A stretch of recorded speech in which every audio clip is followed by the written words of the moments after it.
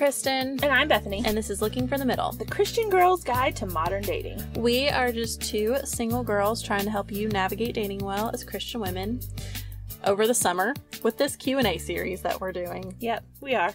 So we are just back to normal this week. For those of you who have been tuning in the past couple weeks, Melanie has been with us. She is now back in Florida, sadly. Melanie, we miss you very much. We do. I'm sure you're listening. You better be. Yeah. Seriously. This is a test now. Yeah. If she doesn't mention that, we'll know she didn't listen. Oh my gosh.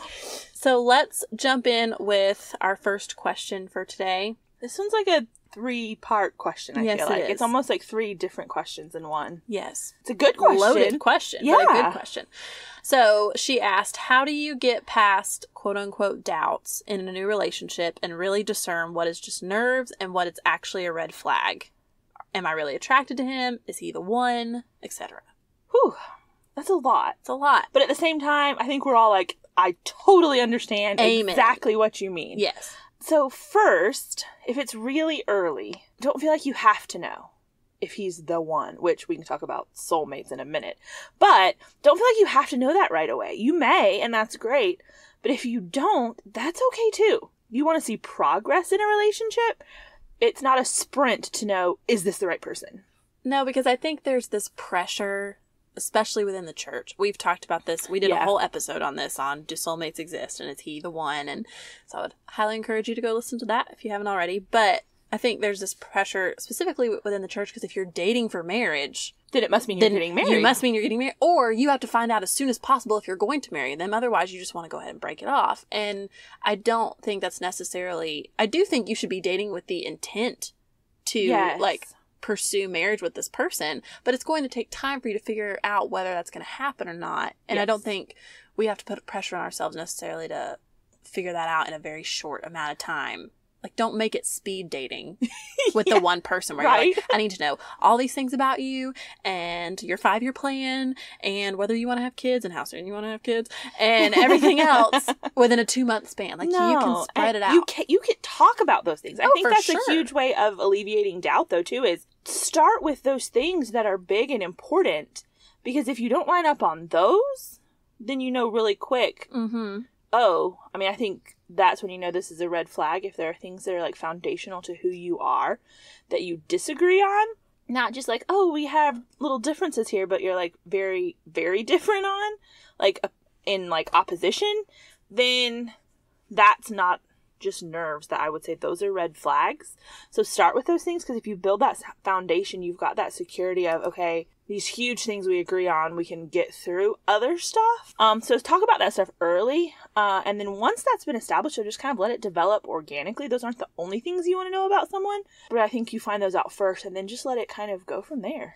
Yeah. And I think another thing in regards to doubts to think about is, at least everybody may not feel this way, I struggle with this, where you start doubting the guy you're with now because of how things turned out in a previous relationship. It's almost like you pigeonhole him into doing the same thing that other people have done. Yeah. And that's not fair. No, it's not fair to him. So I would really encourage you to be careful if you're starting to have doubts about him or maybe the way the relationship is going in a certain area. Yeah. Talk about those things with him. And you can even say like, hey, this is a really... area of struggle for me because I've dealt with this in the past. Yeah, I know this isn't you. I know you're not the same person, but when you do X, I think Y, and I need you to help me with that. It's not that it's, oh, make sure you never do this, or it's not all on him. It's just like that communication of saying, hey, this is how I think about this. This is how this makes me feel. And so I'm letting you know so that we can both be on the same page. Exactly. One thing I would say too, though, she said, like, how do you know what's nerves and what is a true red flag? There are exceptions to this, but I would say for the most part with red flags, repetition equals a red flag. Kind of like what you were saying, just because he may do something one time that another guy did one time that was a pattern for this other guy doesn't mean it's going to be for the guy, this new relationship. So look for patterns of things as opposed to just one time. And then if that pattern continues, that's when it's like a red flag to me. But if it's just one time or one instance, don't insert a pattern where there's not one, I guess, is what I'm trying to say. Now, and like I said, there are exceptions to that, being any sort of violence, any sort of abuse. Those are not things that you're like, well, I'll just wait and see if he does that again. That's not what I'm talking about. But when we're talking about things where you're like, I don't know if I'm just nervous and don't know what I'm doing, or if this is a red flag, give it time to see if a pattern actually develops, or if you really are just kind of freaking out about nothing. Yeah. And then in regards to what she asked about, like, am I quote unquote really attracted to him? That's the one thing about this question I feel like you can figure out pretty quickly. If you don't feel like after, and I know this is different for everybody, but at least after a month or two, if you're still asking yourself this question, am I attracted to him? Then you're probably not. So maybe, I don't know. That would be my assumption. This is such a hard thing, to me at least, to like give advice on sometimes. Mm-hmm. Because it's so personal. It's so personal, whereas I'm saying, well, this is what I would do, but it may not be the same for you. Like for me, the physical attraction doesn't have to be super initial, but there's got to be something, and that will turn into a physical attraction if we're building on something. And so I'm a little more lenient with this than you are, I think, even. Mm-hmm. And then I say, give it a few days, give it a little time. But yeah, I mean, like you said, if this is a month in and you're still going, I don't know if I'm attracted to this guy, you're probably not. And that's okay. Now, you just have to decide, do you feel that growing or is it not? Because if he's awesome and he's this great guy who has everything else, the one thing is you're like, he doesn't look like Brad Pitt. I guess I'm trying to say, like, yeah, put some realism in there too.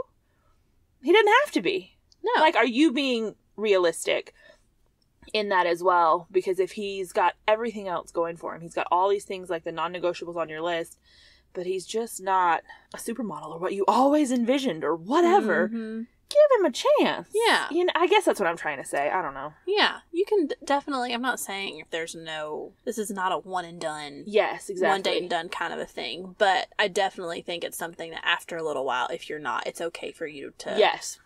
If there's no spark, that is an okay reason to end something. Yeah. But you need to be honest. Yes. About that.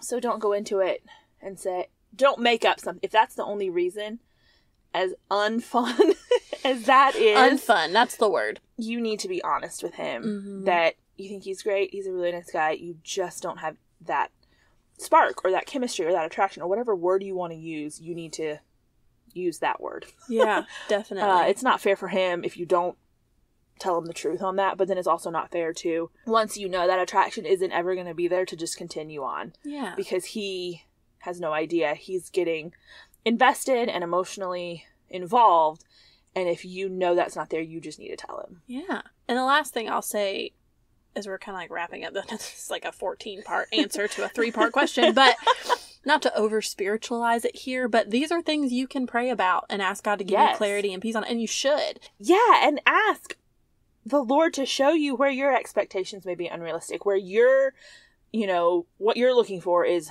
out of whack, because it's not always, the prayer isn't always, Lord, please make him what I want. Mm-mm. It's like, Lord, help me to look for what you want me to. And he may be that. It's just not what you thought it was. Yeah. My prayer for the past several years has been, Lord, I want your best. Mm-hmm. So if this is your best for me, then I'm going to trust that this is going to work out. And if it's not, then I'm going to trust that you're still good and you've got my best still in store when this doesn't work out. Right. And so I think if you're going into this relationship with that kind of a posture, then, not to simplify, but you're going to be fine. Like, he's going to give you that peace and that clarity if you're asking for it. God's desire is not for you to be confused and wondering what to do and how to move forward if you're really truly like seeking him. Yeah. I mean, and yeah, at the end of the day, obedience to the Lord and glorifying him is what matters the most.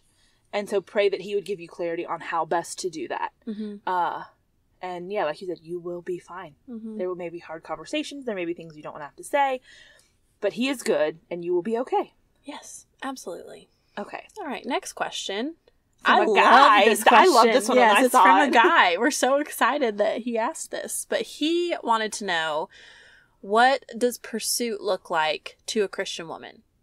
So here we go. Basically, we're telling all the guys what we think pursuit looks like. And first of all, I think it's very subjective. Oh, totally. Well, that doesn't help. Y'all. I'm so sorry. In some things it is. In some things it's not. No. But I think in some things it is very subjective, because what says pursuit and says, oh, this guy really cares to me, is going to be very different from you and every other girl out there. That's going to look different. But if you had to sum it up, how would you do that? I don't know that you can, because my first thing is like, well, it looks very different depending on what stage of a relationship you're in. Oh, that's true. So, like, okay, if we're going to sum it up in one thing that I would say, keep this in mind when it comes to pursuit, intentionality. Mm-hmm.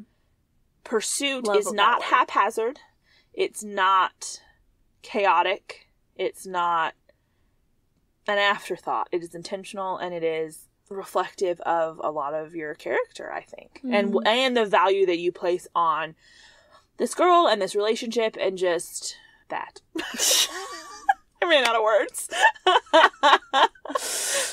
take it from there, Kristen. Yeah, no, but you're right. Like, yeah, I think the biggest thing is that whatever you're doing, whatever the outward manifestations are, it's that you're being intentional, you're paying attention, you're making her a priority, you're making the effort to spend time with her and to talk to her and to get to know her and to progress in whatever stage of the relationship that you're in. Whether that means you're making a point to talk to her on the phone at night, or you're planning dates, or you're, I don't know. I think this can depend too, guys, if you want to get super mushy or deep or whatever the word is. If you know what her love language is, this can really work to your advantage. Because, like, Bethany's love language is quality time. Like 97%. Yes. So if you get her a gift or you vacuum out her car, she will love those things. Totally. But if you just spend time with her, that's going to go a really long way. Whereas for me, my love language is words of affirmation. So if you just tell me how wonderful I am all the time, it's really going to go well for you. Yeah. So, well, and I think, I mean, I'm the worst because people are like, well, what do you want to do? I'm like, I don't know. I don't care as long as you're there. I really don't care. Like, whatever you want to do will be, I mean, don't take me camping. We've been over this, right? Or hiking. Out. No. But other than that, I'm not super picky. Yeah. I just want to spend time with people. Like, whatever you want to do is fine. It's really okay. Yeah. And I think the more you're getting to know the girl that you're with, you're going to pick up on things like that. And you're going to learn what's important to her and how she feels loved and feels appreciated. And the more you can kind of move towards that in that way, the better off you're going to be. Yes. And the more your pursuit is going to mean to her. Yeah. It shows that you're paying attention and you care. Now, I would say to the girls on that, just because you know what your love language is does not mean it's something that you can then hold over him and demand that he do for you. That's very true. It's something that he will notice and pick up on, and he will do things that matter to you because they matter to you. But if he doesn't, it doesn't mean you don't appreciate it. It doesn't mean it wasn't just as sincere as the other thing would have been. So that's not, don't elevate that, your love language or what it is, to the status of a requirement. Because I think those can easily be turned into, to be blunt, idols in your life, because you're demanding that from someone when that is in no way something that you have a right to demand from them. So that's just a caveat. That's getting off topic. I just wanted to say that. But I think early on in a relationship, just steady effort is what pursuit is. Whether it's initiating conversation, getting to know each other, asking good questions. Asking good questions is such a big deal. It is. It's, If someone says, how was your day? That's fine. I'd love to tell you about my day. But if somebody says, what was your favorite part of the day? Yeah. What were the 3 best things that happened to you today? Yeah. I'm like, oh, that's so sweet. He wants to know details. Yeah. And again, this is where some of that subjectivity comes in. That's what I would want to talk. Like, you just have to, you have to know the person you're getting to know. But plan dates. Early on, like I said, pursuit is just making the effort to show that you're paying attention and then adapting based on the information you're learning about this girl. You can have this idea. I mean, if we're talking to guys, I know you can get this idea in your head of what pursuit is, and I'm going to do this, and I'm going to do this, and I'm going to do this. In this order, and off we go. And you're doing those things and you're pursuing, but if you're learning about this girl, then that pursuit is most likely going to adapt as you go, because she will have things she likes or doesn't or whatever. So a guy who can take the time and notice and adapt is really cool too, especially early on when you're like, I'm trying to plan this date and I have no idea what she wants to go do. learn and adapt from there, and it'll be more personalized. Yeah, and I think the key too here to remember is we're not expecting every single time we spend time with you to be this huge grand event. I would prefer that it not be. Yeah, and really, some girls may like that from time to time. Some girls may never like it. Some girls may like it a lot. I don't really know, but yeah, the expectation is not that you are just blowing us out of the water every single time that we hang out. There could be times where we just want to go get coffee and take a walk, or we want to go people watch, or we want to go for a drive, or go get ice cream, or talk, or watch a movie, or whatever. Mm-hmm. I mean, actually watch a movie. Just there were no quotes around that. I know you can't see me. But don't think that, oh, if I'm going to pursue her, I've got to just, like, knock her socks off every single time. It's not grand gesture after grand gesture. If it were, those wouldn't be grand gestures. Yeah, it's fun when they're sporadic because they're more special, but the little things are just as sweet to us, too. So don't get too caught up and try to... And if that is all a girl wants, then you may start questioning... Good point. Okay, is she really liking me, or is she just liking that I'm doing things for her and the stuff that I'm giving her and buying her or whatever? So that's a whole nother topic for a different day. And now, granted, everyone wants to make a good first impression, and we like it when a guy tries. So if we're talking about early on, make a good impression. Yeah, for sure. But it doesn't have to be this grandiose thing all the time. Mm-hmm. That can be stressful for everyone involved. But then I think once you've moved past the early stage, pursuit doesn't end. No. Like, this relationship is just kind of like part of your everyday life now. You know, it's your new normal. But at the same time, continue asking questions, continue to get to know this person. Like, once you've moved past that early dating stage, and you still want to get to know that person. And I think at this stage, following through on your pursuit is a really big deal too. Don't just ask the questions, remember the answers. Yep. So that'll say a lot. Yeah. Intentional, like we said before, is a word. Sincere is another one. When you're sincerely wanting to get to know this person, you're going to ask questions, you're going to get to know them, and then you're going to remember the answers. Yeah. Because they're important to you. Yeah. And those are all just, I mean, different things in general. Yeah. That we're, throwing out random things. I think the biggest thing, especially for women who are following Jesus, the best thing you can do is to show her that pursuing her is second to you pursuing your relationship with the Lord. Mm-hmm. That's going to be so attractive and so amazing, and because it's not as common as we would like it to be.